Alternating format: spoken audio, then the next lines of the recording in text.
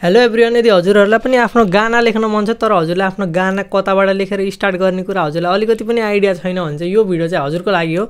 आजको भिडियोमा चाहिँ मैले हजुरलाई एकदम बेसिकली सजिलो तरिकाले हजुरले गाना चाहिँ कसरी लेख्न सक्नुहुन्छ नेपालीमा भनेर चाहिँ एकदम सजिलो तरिकाले सिकाउन गइरहेको छु। सो यदि हजुर यो च्यानलमा नयाँ हुनुहुन्छ भने चाहिँ लाइक एन्ड सब्स्क्राइब गर्न चाहिँ नबिर्सिनु होला। सो ढिला नगरिकन चाहिँ यो भिडियो स्टार्ट गरौँ है त। सो सबैभन्दा सुरुमा हजुरहरूले गाना लेख्न खोज्नभन्दा अगाडि चाहिँ हजुरले गानाको पार्ट्सहरू के हुन्छ भनेर चाहिँ बुझ्न पर्छ है त। सो गानाकोमा बेसिकली पार्ट्सहरू हुने भनेको चाहिँ भर्सेस र कोरस हो, अनि यसमा हामीले चाहिँ ब्रिजेस पनि युज गर्ने गर्छौँ है त। सो यसले गर्दा के हुन्छ भन्दा कुनै पनि गानाको स्ट्रक्चर बुझ्नुभयो भने चाहिँ हजुरले आफ्नो भर्सेसहरू हजुरले आफ्नो गानामा लिरिक्सहरू चाहिँ हजुरलाई फिल गर्न एकदम सजिलो हुन्छ है त। सो बेसिकली हजुरलाई सबैभन्दा सुरुमा के चाहिएको हुन्छ भन्दा हजुरलाई एउटा इन्स्ट्रुमेन्ट चाहिएको हुन्छ अथवा कुनै पनि साउन्ड चाहिएको हुन्छ है त। अहिलेको कन्डिसनमा चाहिँ मैले गिटार युज गर्न गइरहेको छु। सो मैले चाहिँ लास्ट 1.5 इयरदेखि चाहिँ आफैले नै गाना लेखेर चाहिँ अपलोड गरिरहेको छु। हजुरले च्यानलमा गएर पनि हेर्न सक्नुहुन्छ। सो अनि कमेन्ट्स पनि आइरहेको हुन्छ कि आफूले हजुरले कसरी गाना लेख्नुहुन्छ, कसरी स्टार्ट गर्न सकिन्छ एज अ बिगिनर भनेर चाहिँ सोध्नु भएको थियो।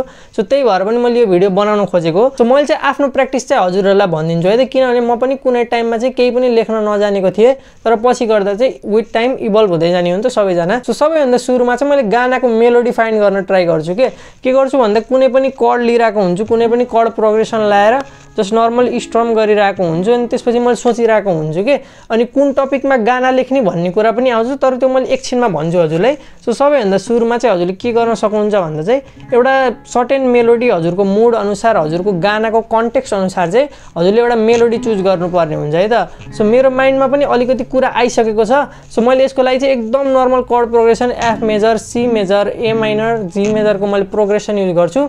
सो यसको लागि चाहिँ के हुन्छ भन्दा हजुरले कुनै पनि प्रोग्रेसन लिइसकेपछि चाहिँ हजुरले बल्ल आफ्नो कन्टेन्टमा चाहिँ हजुरले डाइभ गर्नु के। सो मैले अहिले करेन्टली चाहिँ सोचिरहेको कस्तो भन्दा म एकदम फ्री सोल टाइपको के हुन्छ नि, म एकदम खुल्ला आनन्द टाइपको मान्छे छु।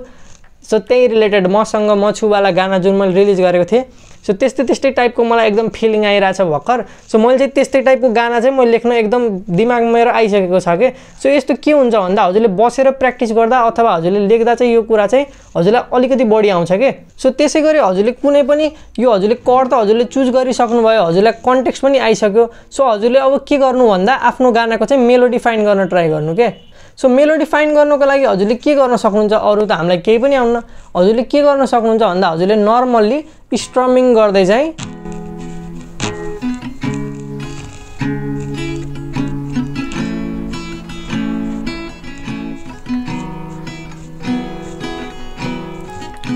हजुरले यस्तै स्ट्रमिङ गर्दा चाहिँ हजुरले हमिङ चाहिँ गर्न सक्नुहुन्छ है त। सो मैले चाहिँ अहिलेको कन्टेक्स्टमा मेरो दिमागमा जे चलिरहेको छ त्यही कुरालाई मैले चाहिँ हमिङ गर्छु, अनि त्यसपछि कस्तो साउन्ड गर्छ त्यो पनि सुनौँ है त।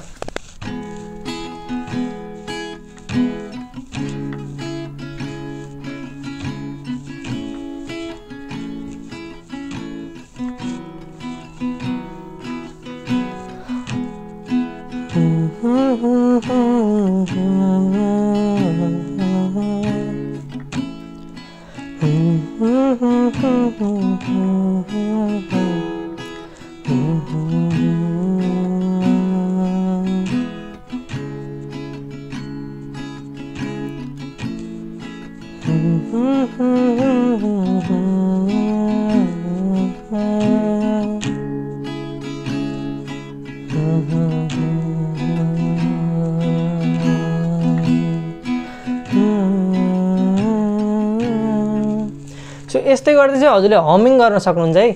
अनि हजुरले जुन हमिङ गरेको पार्ट हुन्छ त्यसलाई चाहिँ हजुरले मजाले मोबाइलमा चाहिँ रेकर्ड गर्नु के, किनभने हामीले यही हमिङलाई युज गरेर चाहिँ हामीले लिरिक्सलाई चाहिँ फिल गर्छौँ कि।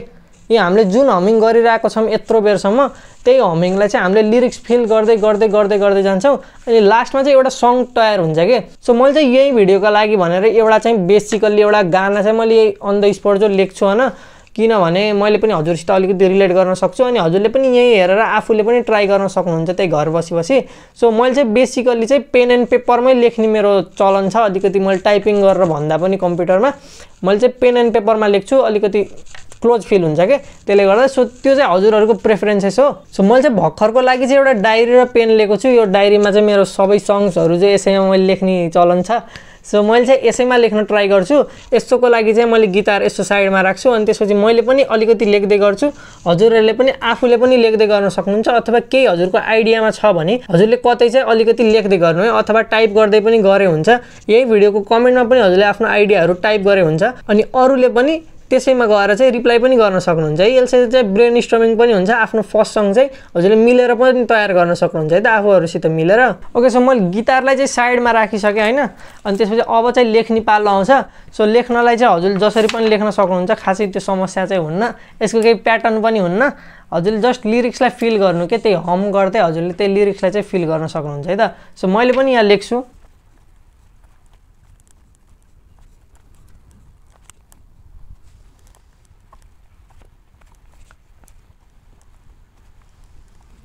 A few minutes later.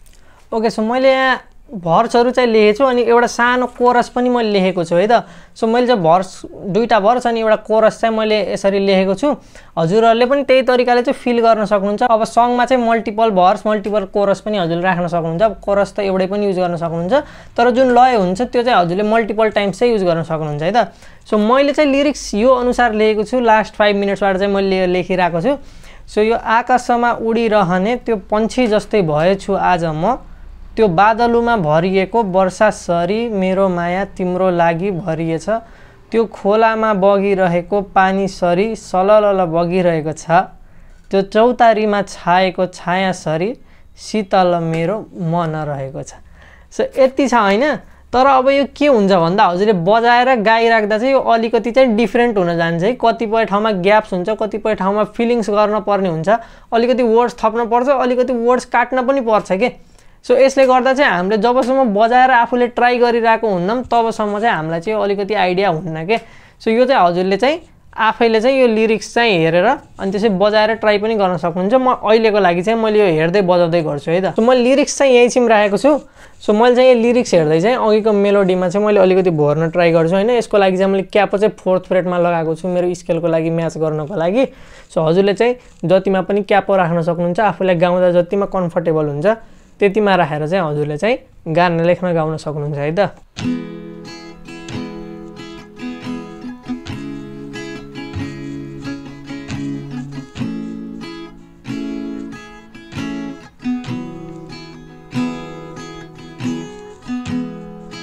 यो आकाशमा उडिरहने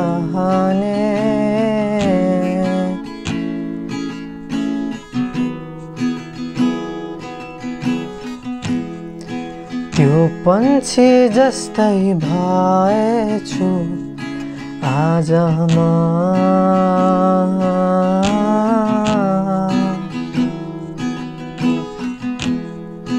त्यो बादलुमा भरिएको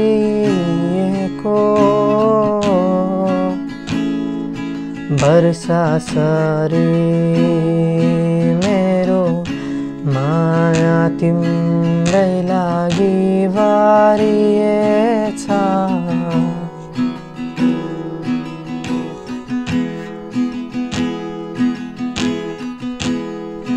त्यो खोलामा बगिरहने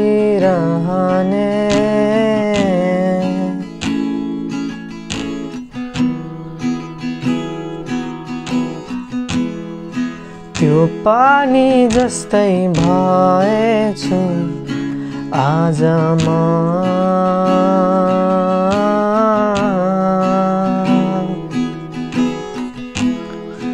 त्यो चौतारीमा छाए जस्तो छायासरी शीतल मेरो मन।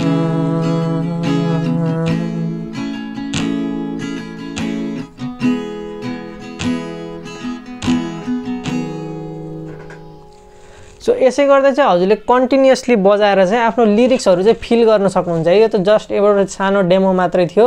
मैले गाना चाहिँ आफ्नो कसरी लेख्छु अनि कसरी रेकर्ड गर्छु भनेर चाहिँ यो जस्ट एउटा डेमो मात्रै थियो। हजुरले यही तरिकाले चाहिँ आफूले पनि एउटा गाना लेखेर चाहिँ हजुरले अपलोड गर्न सक्नुहुन्छ।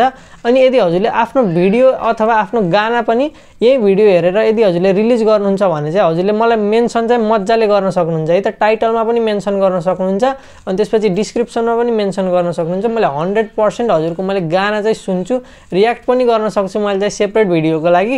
सो त्यो चाहिँ हजुरले गर्न सक्नुहुन्छ। सो आजको लागि चाहिँ यति नै। यदि हजुरलाई यो भिडियो राम्रो लाग्यो भने चाहिँ लाइक एन्ड सब्स्क्राइब गर्न चाहिँ नबिर्सिनु होला।